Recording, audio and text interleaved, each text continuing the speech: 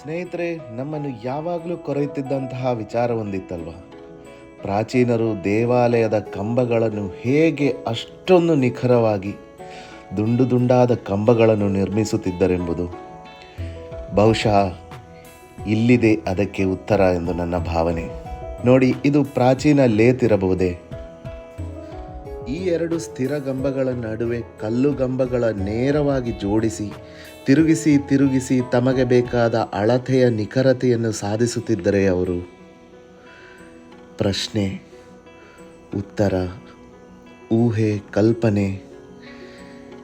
ಮುಂದುವರೆಯೋಣ.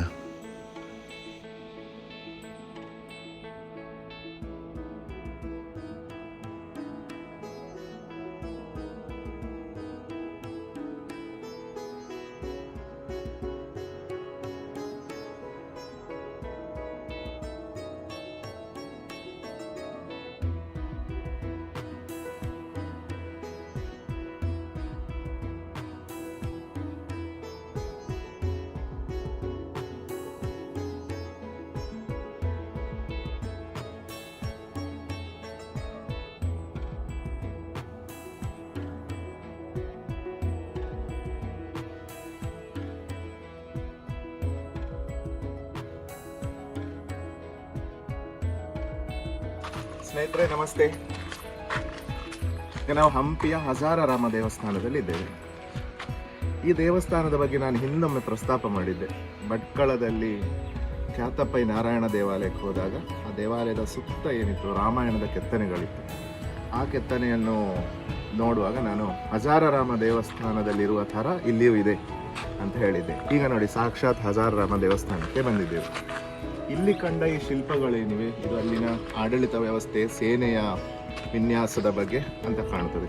ಇನ್ನು ದೇವಸ್ಥಾನದ ಒಳಗೆ ಹೋದರೆ ಅಂತೂ ಪೂರ್ತಿ ರಾಮಾಯಣದ ಪ್ರಾರಂಭದಿಂದ ಕೊನೆ ತನಕ ಇರುವ ಎಲ್ಲ ಕಥೆಯ ಭಾಗಗಳನ್ನು ಉಬ್ಬು ಶಿಲ್ಪದ ಮೂಲಕ ದೇವಸ್ಥಾನದ ಸುತ್ತ ಕೆತ್ತನೆ ಮಾಡಿ ಒಂದು ಜನರಿಗೆ ರಾಮಾಯಣದ ಕಥೆಯ ಮಾಹಿತಿಯನ್ನು ಶಿಲ್ಪದ ಮೂಲಕ ತಿಳಿಸುವ ಒಂದು ಅದ್ಭುತ ಕೆಲಸ ನಡೆದಿದೆ ಇಲ್ಲಿ.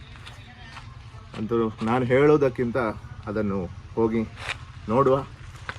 ಈ ದೇವಾಲಯವಂತೂ ಅದ್ಭುತ, ಹಂಪಿ ಅದ್ಭುತ ದೇವಾಲಯಗಳಲ್ಲಿ ಒಂದು. ಅಂತೂ ದೇವರು ಈ ದೇವಾಲಯದಲ್ಲೂ ಇಲ್ಲ, ಖಾಲಿಯಾದ ಗರ್ಭಗೃಹ.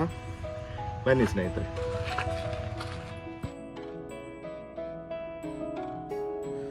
ಹಜಾರರಾಮ ದೇವಾಲಯ ಇದು ರಾಜವಾಸಗೃಹದ ಆವರಣದಲ್ಲಿ ನಿರ್ಮಿಸಿರುವ ಏಕೈಕ ದೇವಾಲಯ.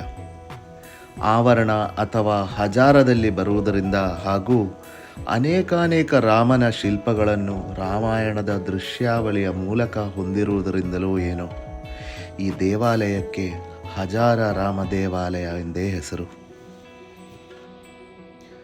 15ನೇ ಶತಮಾನದ ಈ ದೇವಾಲಯದ ತಲವಿನ್ಯಾಸದ ಬಗ್ಗೆ ಹೇಳುವುದಾದರೆ ಗರ್ಭಗೃಹ, ಅಂತರಾಳ, ಅರ್ಧಮಂಟಪ ಹಾಗೂ ಹೊಳಪಿಸಿದ ಈ ಕಂಬಗಳಿರುವ ನರ್ತನ ಮಂಟಪವನ್ನು ಒಳಗೊಂಡಿದೆ. ಇವಲ್ಲದೆ ಮುಖಮಂಟಪಗಳು ಹಾಗೂ ಉತ್ತರದಲ್ಲಿ ಒಂದು ಅಲಂಕೃತವಾದ ದೇವಿಯ ಗುಡಿಯನ್ನು ಹೊಂದಿದೆ. ಗರ್ಭಗೃಹದ ಬಾಗಿಲಂತೂ ಮುಚ್ಚಿದೆ. ಮೊದಲೇ ತಿಳಿದಿದ್ದಂತಹ ವಿಚಾರವಾದುದರಿಂದ ಅಲ್ಲೇನನ್ನೂ ನಾನು ಹುಡುಕಲಿಲ್ಲ. ನೃತ್ಯ ಮಂಟಪದ ಈ ನುಣುಪಾದ ಕೆತ್ತನೆಗಳೇ ಮನವನ್ನು ತಣಿಸುತ್ತಿವೆ.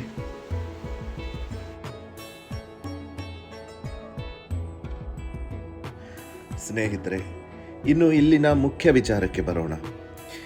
ಈ ಮೊದಲೇ ಹೇಳಿದೆ, ಈ ದೇವಾಲಯವು ಸಂಪೂರ್ಣ ರಾಮಾಯಣದ ಚಿತ್ರಣವನ್ನು ತನ್ನ ಭಿತ್ತಿಯಲ್ಲಿ ತುಂಬಿಕೊಂಡಿದೆ ಎಂದು.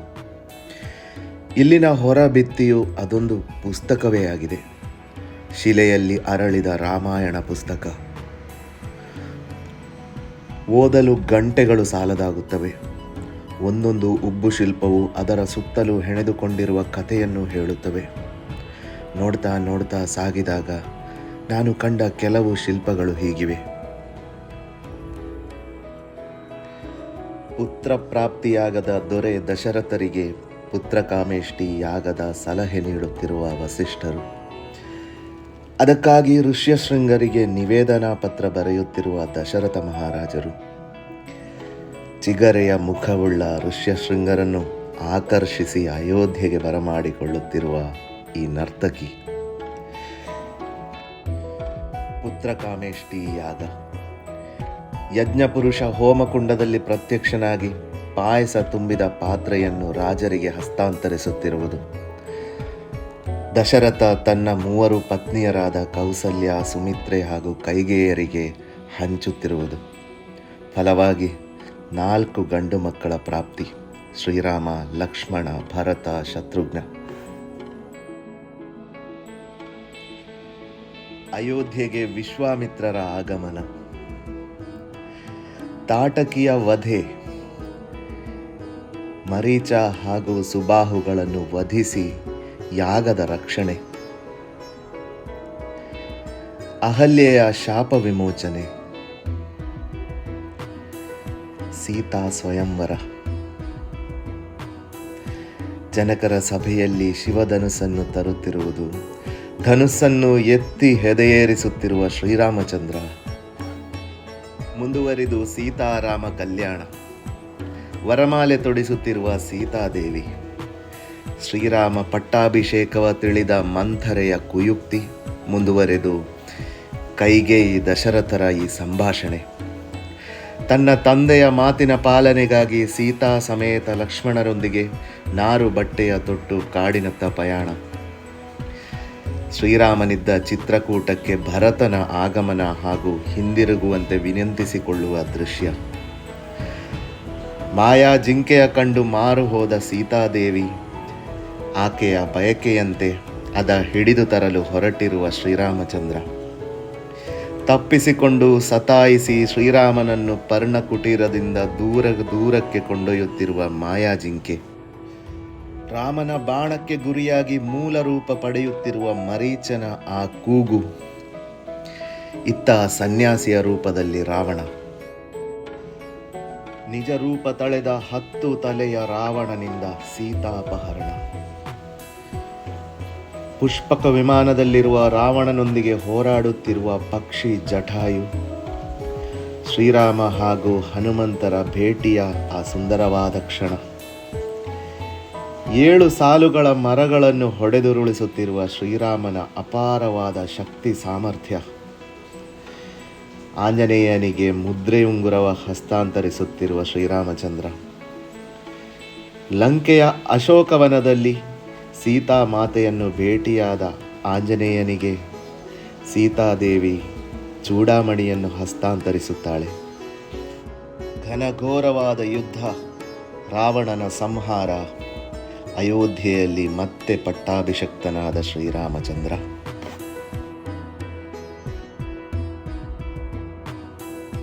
ಸ್ನೇಹಿತರೆ, ನಾನು ಕಂಡದರಲ್ಲಿನ ಕೆಲವು ಉಬ್ಬು ಶಿಲ್ಪಗಳನ್ನು ಮಾತ್ರ ನಿಮ್ಮ ಮುಂದೆ ತಂದಿರುವೆ.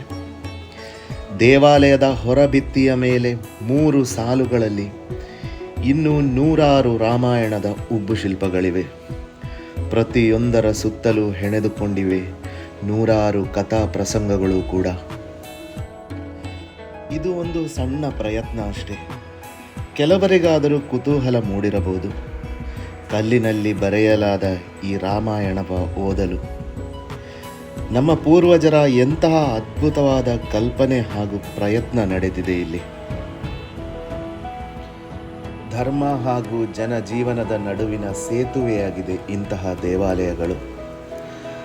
ಭಕ್ತಿಯಿಂದ ಶ್ರೀರಾಮನ ದರ್ಶನಕ್ಕೆ ಬಂದ ಭಕ್ತನಿಗೆ ರಾಮನ ಚರಿತ್ರೆಯ ದರ್ಶನವೂ ಸಿಗುವುದೆಂದರೆ ಭಕ್ತನ ಪಾಲಿನ ಸ್ವರ್ಗ ಇದು.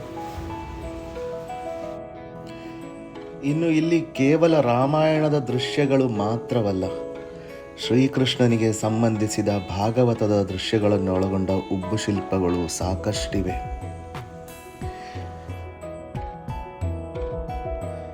ಸ್ನೇಹಿತರೆ, ಇಲ್ಲಿ ಗರ್ಭಗೃಹದಲ್ಲಿ ರಾಮನಿಲ್ಲ. ಹಂಪಿಯ ಇತರ ದೇವಾಲಯಗಳಲ್ಲಿ ಕಾಡಿದ ಖಾಲಿಯಾದ ಗರ್ಭಗೃಹದ ನೋವು ಇಲ್ಲಿ ಕಾಡುವುದಿಲ್ಲ. ಆದ್ದರಿಂದಲೇ ಗರ್ಭಗೃಹದಲ್ಲಿನ ಪೂಜಾ ಮೂರ್ತಿಯ ಹುಡುಕುವ ಸಾಹಸಕ್ಕೆ ನಾನು ಕೈ ಹಾಕಲೇ ಇಲ್ಲ. ಇಲ್ಲಿ ನಮ್ಮ ಸುತ್ತಲೂ 100 ಶ್ರೀರಾಮಂದಿರಿದ್ದಾರೆ. ಗರ್ಭಗೃಹವ ನಾಶಗೈಯ ಬಂದವನಿಗೆ ಈ ವಿಚಾರ ತಿಳಿಯದೇ ಹೋಯಿತೋ ಏನೋ.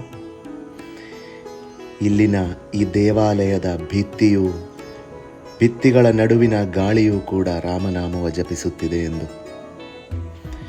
ನಾಶಗೈಯಲು ಬಂದವನಿಗೆ ಈ ದೇಶದ ಜನಮಾನಸದಲ್ಲಿ ನೂರಾರು ಸಾವಿರಾರು ವರುಷಗಳಿಂದ ನೆಲೆಸಿರುವ ಮಹಾಕಾವ್ಯ ರಾಮಾಯಣದ ಅರಿವೇ ಇರಲಿಲ್ಲ ಅನಿಸುತ್ತದೆ. ಈ ದೇವಾಲಯವು ನೀಡುತ್ತಿರುವ ಸ್ಪಷ್ಟವಾದ ಸಂದೇಶವೆಂದರೆ, ನಾಶ ಮಾಡಲಾಗದ ಸಂಸ್ಕೃತಿ ನಮ್ಮ ಭಾರತ ದೇಶದ್ದು. ಈಜಿಪ್ಟಿನಂತಹ ಮಹಾ ನಾಗರಿಕತೆಗಳೇ ನಾಶವಾದರೂ ಭಾರತೀಯ ನಾಗರಿಕತೆಯು ಕಾಲವನ್ನು ಗೆದ್ದು ಇಂದಿಗೂ ಜೀವಂತವಾಗಿ ಪೂರ್ವಾಧಿಕ ಶಕ್ತಿಯೊಂದಿಗೆ ಜಗತ್ತಿನೆದುರು ಮುಂದುವರಿಯುತ್ತಿದೆ. ಅಂದರೆ ನಮ್ಮ ಬೇರುಗಳು ಈ ಭೂಮಿಯಲ್ಲಿ ಅಷ್ಟು ಆಳವಾಗಿ ಬೇರೂರಿವೆ. ಅದುವೇ ನಮ್ಮ ಚರಿತ್ರೆ. ಇಂದಿನ ನಮ್ಮ ಬೆಳವಣಿಗೆಯ ಹಿಂದೆ ನಮ್ಮ ಪೂರ್ವಜರ ಶತಶತಮಾನಗಳ ಶ್ರಮ ಇದೆ, ಶ್ರದ್ಧೆ ಇದೆ, ತ್ಯಾಗ ಇದೆ, ಸಮರ್ಪಣೆ ಇದೆ, ಮುಂದಾಲೋಚನೆ ಇದೆ. ಆದ್ದರಿಂದಲೇ ನಾವು ನಮ್ಮ ಹಿನ್ನೆಲೆಯನ್ನು ಗೌರವಿಸುತ್ತಾ ಇನ್ನಷ್ಟು ಮುಂದುವರಿಯಬೇಕಿದೆ. ಹಂಪಿಯ ಈ ಹಜಾರರಾಮ ದೇಗುಲ ಇನ್ನೂ ಅದೆಷ್ಟು ಕಾಲ ಕಳೆದರೂ, ಅದೆಷ್ಟು ಶತಮಾನಗಳೇ ಕಳೆದರೂ ರಾಮಾಯಣದ ಕಥೆಯ ಹೇಳುತ್ತಲೇ ಇರುತ್ತದೆ. ಆ ಶಕ್ತಿಯನ್ನು ಹಿರಿಯರು ಈ ಶಿಲೆಗಳಲ್ಲಿ 15ನೇ ಶತಮಾನದಲ್ಲಿಯೇ ತುಂಬಿಯಾಗಿದೆ. ನಾವು ಮಾಡಬೇಕಿರುವುದು ಇಷ್ಟೇ, ಆಧುನಿಕ ಪೀಳಿಗೆಗೆ ಈ ದಾರಿಯನ್ನು ತೋರಿಸಬೇಕಿದೆ. ಕಥೆಯನ್ನು ಈ ದೇಗುಲ ಹೇಳುವುದು. ನೋಡುತ್ತಿದ್ದಂತೆ ವಿದೇಶಿ ಯಾತ್ರಿಕರೊಬ್ಬರು ದೇವಾಲಯವ ಪ್ರವೇಶಿಸುವುದು ಕಂಡಿತು. ಆತನ ಮುಖದಲ್ಲಿ ಅಚ್ಚರಿಯಿತ್ತು, ಆತನ ನಡಿಗೆಯಲ್ಲಿ ಕುತೂಹಲವಿತ್ತು. ಎಲ್ಲಿಂದಲೋ ಈ ನೆಲವ ಅರಿಯಲು ಬಂದ ಆತ ಬೆರಗುಗಣ್ಣುಗಳಿಂದ ನಿಧಾನವಾಗಿ ದೇವಾಲಯವ ಪ್ರವೇಶಿಸುವುದ ನೋಡುತ್ತಾ ನಿಂತಾಗ ಅನಿಸಿತು, ನಮ್ಮ ಬೇರುಗಳು ಇಲ್ಲಿ ಈ ಹಂಪೆಯಲ್ಲಿ ಇನ್ನೂ ಜೀವಂತವಾಗಿವೆ, ಸುಭದ್ರವಾಗಿವೆ. ಅದುವೇ ಹಂಪಿ, ನನ್ನ ಹಂಪಿ. ಶಿಲೆಗಳು ಮಾತನಾಡುವ ನೆಲ ಇದು.